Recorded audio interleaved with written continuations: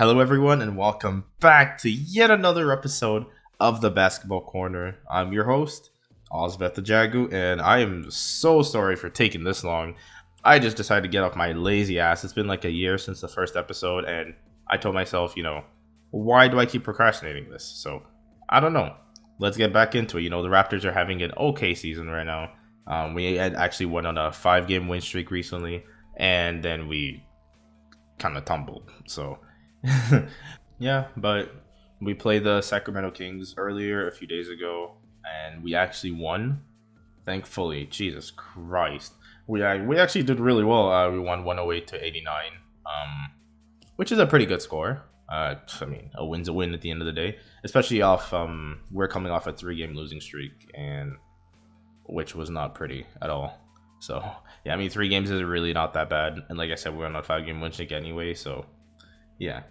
That's what happened that game. And tonight, which is Sunday, the 21st, we actually play Golden State, which is probably not going to go well.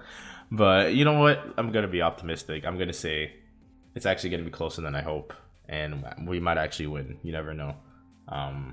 Let's see who's actually at home. I actually don't know. So okay, so yeah, we'll be home, playing at home in Toronto. I wish I would have been able to get tickets for the game, honestly. But unfortunately, that wasn't possible. I don't know. That shit's expensive and pardon my language. And Jurassic Park, I don't know if they're even open right now, especially with COVID and everything. But yeah, I'll be watching the game live, of course, and I will be analyzing that after it happens. So, but for this video, we'll be talking about our game versus Sacramento and what we did right, what we did wrong, and just how everything went. As you can see in the background, I'll be playing some highlights throughout, so in case you missed the game or whatever, you just want to see us destroy people from the US. Go Toronto, baby. And the Americans don't got nothing on us, bro. So I'm just teasing. I'm playing. So yeah, this is pretty much it. Let's get right into it. All right. So of course, the first quarter actually went pretty well. For both sides, it was very close. It was only a 3-point difference, which is kind of crazy. Like everybody was popping off. Siakam, oof, my boy Pascal Siakam, Spicy P, man, was popping off from the start, baby. He knew what's up. It's kind of crazy because the previous game, he only scored 4 points, which is kind of wild. And yeah, that was against the Jazz. The Jazz are a very good team, but I feel like Siakam went into the Sacramento game acting like or feeling like he had something to prove, and obviously he did. This man ended up with 32 points. He was like by far the top scorer of the entire game, and that really boosted us and allowed us to actually win this thing. Obviously, my boy Gary Trent Jr. also popped off. He's been doing really well. He's not a rookie, but he's still kind of new. He's like in his early 20s, and I've been following him as well. And yeah, he did really well. He got 23 points this game, and him, Van Vliet, it's just so crazy. Everybody was actually doing their thing. We had 5 players who got over 10 points this game, which is crazy. Like that doesn't always happen, where at least we have, an equal share of people scoring.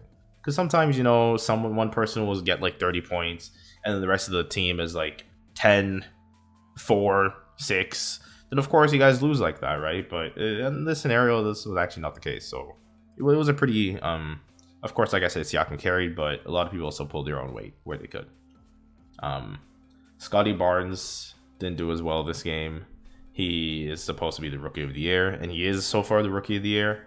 But I don't know, he just had a bad game. He scored only 2 points, although he did get 7 rebounds and 6 assists, which definitely did help. So I'm not going to dismiss that. He did play a good game. He just didn't score a lot of points. So, it is what it is at the end of the day, right? We can't always be the top scorer, even if you want to. So, it is what it is. Yeah, so the second, after, like I was saying with the first quarter, right? The second quarter came in, we just, we demolished them. We started getting hot, started sinking our shots. We got, that was actually our second, or we had the second and third quarter were both our highest scoring quarters of the game, and we scored the most same amount of points. It was 33 points in each quarter. But yeah, we started getting hot here. Spicy P, doing his thing, which is kind of crazy because I remember when Siakam, like from last year after his injury, and he was saying like he wasn't really playing much basketball during his injury or playing at all. Then he came back and was kind of trash, and a lot of people were hating on him. I know my man. It's okay. Some people mess up. We can't always be in shape. Can't always be in form. And I know he's not the most consistent player in the world, but he really showed up today. Second quarter, third quarter, you can see him. He was doing his thing. The fourth quarter was kind of, I don't know, at that point we're leading by such a huge margin. Like it didn't really matter. We got outscored by 11 points this quarter, and we still ended up winning the game with almost 20 points. It was just like kind of trolling at that point, just to kind of relax and let everything go. Like it doesn't really matter what happens at that point. Like the game's over, so whatever. But on the side of the Kings, Darren Fox did pretty well. He got 17 points, which it's kind of okay. It's kind of crazy that no one on their team got over 20 points, and like the game was relatively close. It wasn't really close. It was like almost a 20-point lead at the end of the day, but they didn't get like 40-point blowout considering they didn't have anyone over 17 points, right? Like Harrison Barnes, bro, I haven't watched Harrison Barnes since the days I saw this man doing Clash of Clans ads in 2016, I think, when I was in high school, which is kind of crazy. So, and it was his days in Golden State, but Harrison Barnes, he got 14 points, which was the second highest points on the team. Like he's like still showing that he can actually still play some ball, and even though he's old or whatever, it doesn't really matter, bro. Like a man's still shooting, he's still hooping out here, bro. You feel me? So yeah, now the Raptors were almost back to being even score. We're 8-9 now, and hopefully if we win today, it will be 9-9. Again, it's gonna be tough. Steph is just on point right now.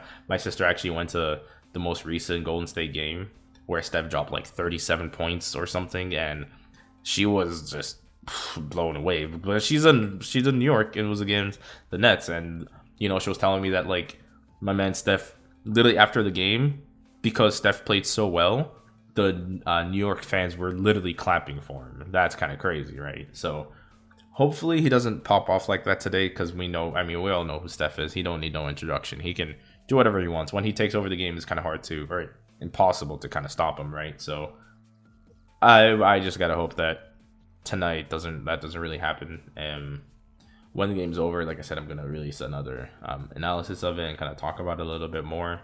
But that's pretty much it for this one. I don't know. This game was fun. It was good to watch. Nothing crazy happened. Like I said, Siakam did his thing.